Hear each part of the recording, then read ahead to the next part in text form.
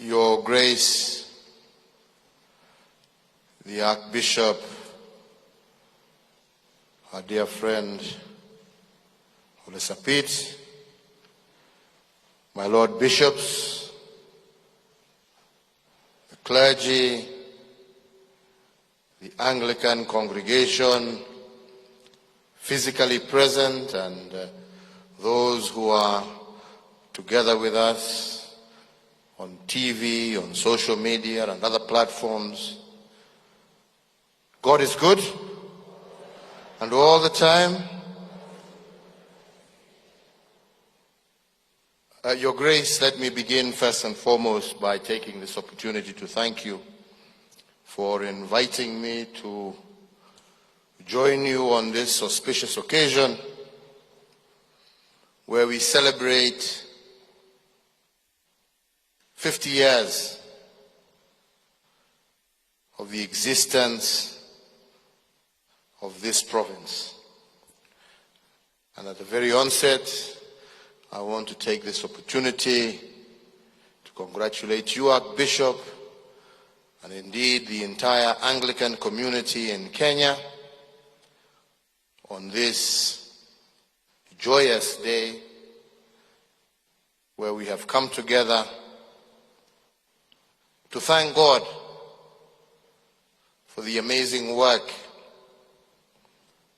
that He has been able to guide the men and women of this congregation to do over those 50 years, and for the growth of this church from a single diocese to now 40 dioceses.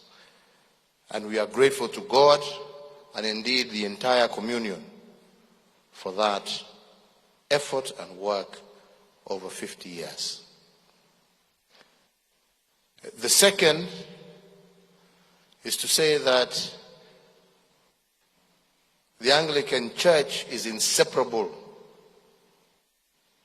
from Kenyan society. You are part and parcel of the society and history of this nation. And I will go even a step further, because not only have you been involved very heavily in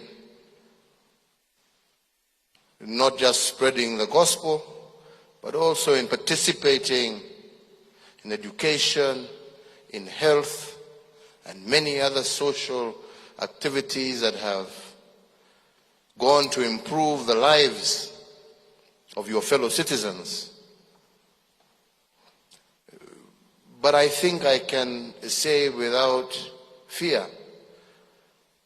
that the Church has also been at the very center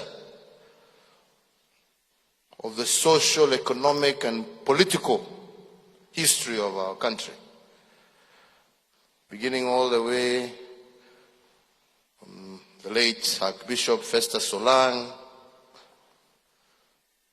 to Bishop Gitare, Manese Kuria,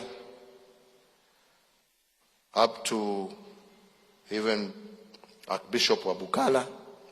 You have played a central role in the social economic life of this country and have been instrumental in ushering in changes that have made Kenya a better place. And I urge you and encourage you, Archbishop, continue with that. Continue with that. We cannot separate church and the life of people. Yes, you are out there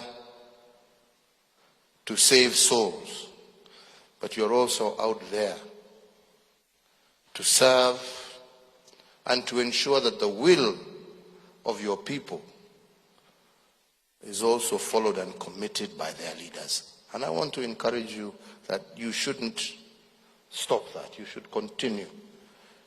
Because as my father used to say, you are indeed the church. You are the conscience of society. And we need you at the very forefront to ensure that we who have also been given the mandate by the people to execute on their behalf an agenda to improve livelihoods, we are also kept on our toes. I think the third thing I was going to say is that I am truly grateful even for the sermon that you have given today, because I believe you have touched the very nerve of what we should be doing, not just as a church, but as a society. And the recognition that our role is not to give, but rather to teach our people to fish, to teach our people to live decent lives, to teach our people to not only be God-fearing, but also to know the spirit of service to their fellow man. And I was particularly touched about that congregation you mentioned in Malindi that you went to see, and how they are working together with their community to empower young men. And I want to go and see it. And I promise you, next time I'm in Malindi, I will make sure I pay a visit, because I would like to see also what you saw. And to say that I accept your offer, because this is not work that can be done by government alone. It is a societal responsibility. So I accept your offer of us working hand in hand to be able to grow a generation of responsible, empowered, God-fearing citizens. And I look forward to working not just with you as the Anglican community, but indeed with the entire religious community, for us to see what is it that we can do together to get our children away from the challenges, the problems that they are currently going through. So on that, take me as a partner, take my government as a partner, and I look forward to continuing to engage with you and others in the religious community as we seek solutions to this most pressing problem. The third, which I must also, I don't know whether I am going to congratulate you, Archbishop, or the Provost through you, is to say, I am actually quite impressed today, because we have been having a serious COVID problem in this country, and it is growing.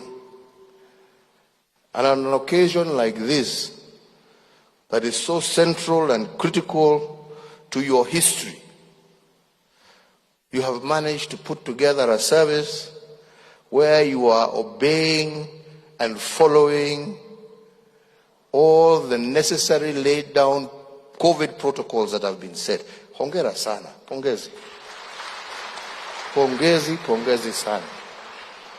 We are going through that very difficult time of saying, now what do we do again? Do we close up? We shall be coming back to that, not today, but soon. But when I see this, it says that, we don't have to. If only people would observe and would be caring of their fellow citizens, it is possible to keep COVID at bay and still be able to live and lead a normal life. I only wish that this issue of personal responsibility would be taken at heart, because truly we are facing a major challenge. And I remember when we said we are going to reopen, we said people take up the challenge of personal responsibility. And I'm glad to see the Anglican Church has taken up that call of personal responsibility. And if we all did it, we could keep COVID at bay, we would reduce deaths, and we would be able to continue to drive our economic agenda. So I just wanted to say thank you, pongezi, hongera, na tusome from what we have seen today. Ya mwisho, kwa sababu mimi sitaki kuwaweka,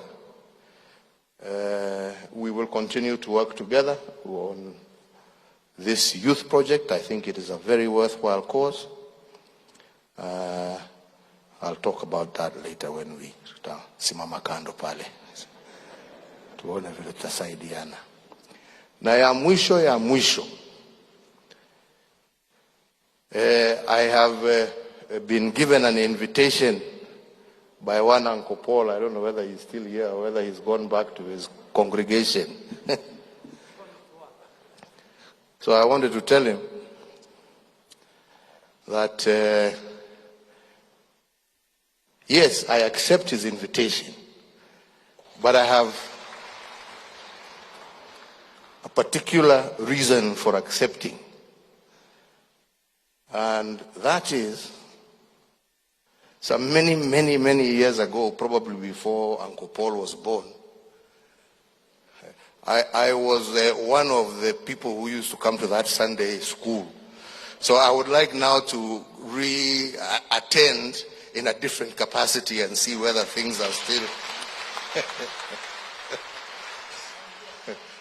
Uncle Paul, I know you've got gray, lakini I think mimi nimekuzidi na miaka kidogo.